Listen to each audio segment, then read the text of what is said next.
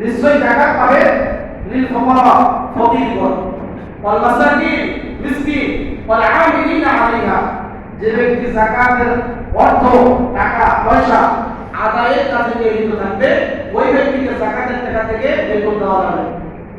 ওয়াল মুআল্লাফাতি কুলুবুহুম, যে সমস্ত মুসলিমদের অন্তরকে আকৃষ্ট করা প্রয়োজন, এই হুকুমটি বর্তমানে রহিত হয়ে গিয়েছে।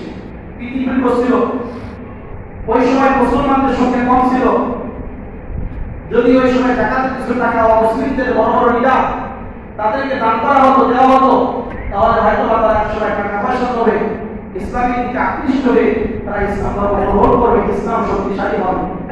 এই জন্য আল্লাহ তাআলা বলেছিলেন ওয়াল মুআল্লাফাতি কুলুবুহুম, অমুসলিমদের অন্তরকে আকৃষ্ট করার জন্য তোমরা যাকাতের টাকা ব্যবহার করতে পারবে। প্রতি নিকটই দাস মুক্তির জন্য যাকাতের টাকা দেওয়া হবে। বর্তমান তো দাস দাসী নেই, আমরা একটি কাজ করতে পারি, সেটি হচ্ছে অনেক হাফেজ আলেম, অনেক মুসলমানরা, অসহায় মুসলমানরা, নিরপরাধ মানুষ মিথ্যা মামলাকে জেলখানার মধ্যে আবদ্ধ রয়েছে।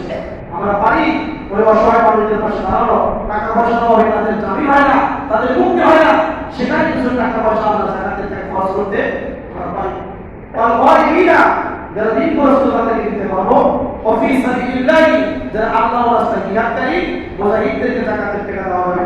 অফি সাবিল, মুসাফির ব্যক্তিকে যাকাতের টাকা দেওয়া হবে। ফরিদাতুন মিনাল্লাহ, এটা আল্লাহ তাআলার পক্ষ থেকে সুনির্দিষ্ট একটি বিধান, ফরজ বিধান। আল্লাহু আলিমুল হাকীম, আল্লাহ তাআলা মহাজ্ঞানী প্রজ্ঞাময়। এই ৮টি খাতের মধ্যে ৭টি খাত বর্তমান সচল রয়েছে। আরেকটি খাত ওয়াল মুআল্লাফাতি কুলুবুহুম, অমুসলিমদেরকে বর্তমান যাকাতের টাকা দেওয়া যাবে না, দিলে যাকাত আদায় হবে না। ৮ প্রকার মানুষকে যাকাতের টাকা দেওয়া যাবে না। এর মধ্যে ১ নম্বরে পিতামাতা ও ঊর্ধ্বগামী, মা বাবাকে যাকাতের টাকা দিলে যাকাত আদায় হবে না। সন্তান ও নিম্নগামী, সন্তান, এরপরে সন্তানের সন্তান, তার সন্তানের সন্তান, নিম্নে যত রয়েছে এদেরকে যাকাতের টাকা দেওয়া যাবে না। স্বামীকে স্ত্রী যাকাতের টাকা দিতে পারবে না, স্ত্রীকে স্বামী যাকাতের টাকা দিতে পারবে না।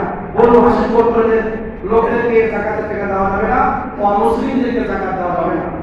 যাদের ভরণ পোষণের দায়িত্ব রয়েছে, একটা অসহায় মানুষের দায়িত্ব রয়েছে, একটা বড়লোক মানুষ, ধনাঢ্য ব্যক্তি একটা অসহায় মানুষের দায়িত্ব নিয়েছে, তার তো দায়িত্ব নেওয়া হয়ে গিয়েছে, ওকে আর যাকাতের টাকা দেওয়ার কোনো প্রয়োজন নেই। নিসাবের অধিকারী ব্যক্তি, যে ব্যক্তি যাকাত দেওয়ার মতো যোগ্যতা অর্জন করেছে, নিসাবের মালিক। নিসাব কত টাকা হয়? এই বছর গাইবান্ধা বাজার আমরা যাচাই করে দেখেছি, 12.5 ভরি রূপার দরে 1676 টাকা রূপার ভরি, সেই হিসাবে 88,000 টাকা নিসাব হয়। যদি কোনো ব্যক্তির নিকটে 88,000 টাকা থাকে, তাহলে ওই ব্যক্তির উপরে কি যাকাত আদায় করা ওয়াজিব, সে মালিক নিসাব হয়ে যায়, নিসাবের অধিকারী হয়ে যায়।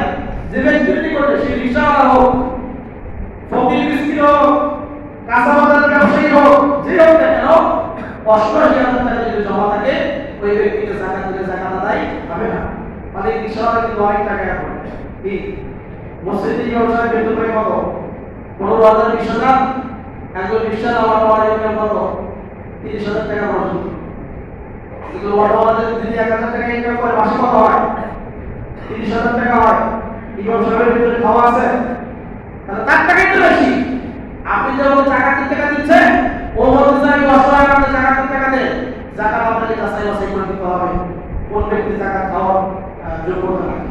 এটি এক জায়গায় দিলে কি হবে না, যাকাত আদায় হবে না। এরপরে আসুন, যদি আমরা এভাবে যাকাত আদায় করি, তাহলে আল্লাহ তাআলা আমাদেরকে অর্থনৈতিকভাবে স্বাবলম্বী করবেন, আমাদের আত্মা পরিষ্কার হবে, আমাদের অর্থনৈতিক যে উন্নয়ন ব্যাপকভাবে ঘটে যাবে। সমাজের ভিতরে কোনো গরিব ফকির মিসকিন পাওয়া যাবে না। দেখবেন যে কুরবানি ঈদের গোশত নেওয়ার জন্য আপনার বাড়িতে ভিড় করে, এই ভিড় আর থাকবে না, সে নিজেই কুরবানি দেওয়ার যোগ্যতা রাখতে হবে। আল্লাহ তাআলা আমাদের সকলকে বুঝে এবং শুনে নামাজের মতো যাকাতের প্রতি গুরুত্ব দিয়ে আমাদের সকলকে, বিশেষ করে যারা মালিকের হিসাব টাকা পয়সা হিসাব করে প্রতি বছর আমাদেরকে যাকাত আদায় করে দেওয়ার তৌফিক দান করেন। আমিন। আরেকটি বিষয় যেটা মনে হয়